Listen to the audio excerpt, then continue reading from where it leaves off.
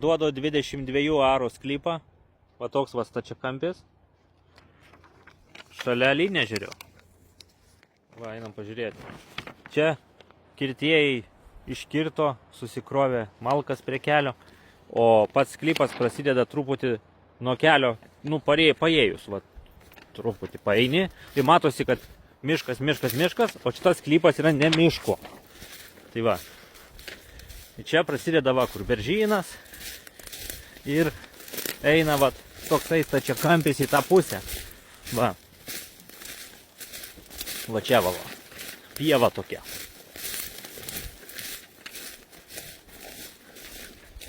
Va. Dabar yra pats atolydis, tai kaip matot sausa, čia yra smėlynai, žemės, smėlis visur.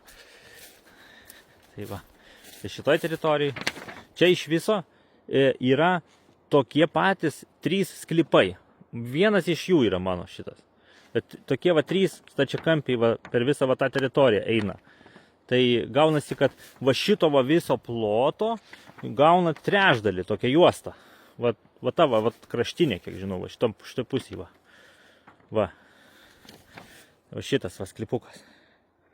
2241 kvadratinių metrų.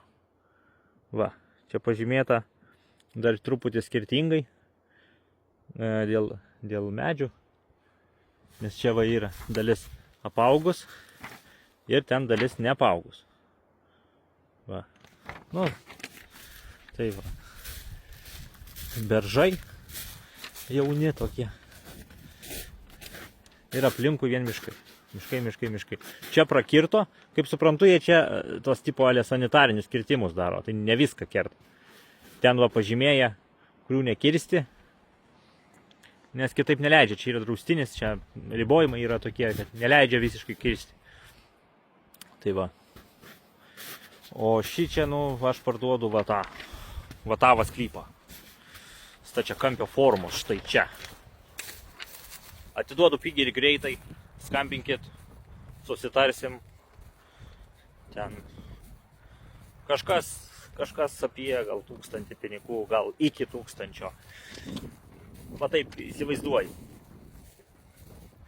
Tai susitarti kiek šimtų kaina. Ir viskas, ir perkat.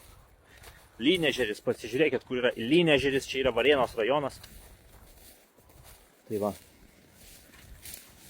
Skambinkit man, telefono numeris yra profilį, nerašinėkit į komentarus, nerašinėkit į TikToką man, nes po to neina susisiekti to žmogum, kai jis parašo. Tai man iškart rašykit SMS-ą arba skambinkit į numerį. Profilyje paspausite raudoną ragelį ir jums skambins. Tai va.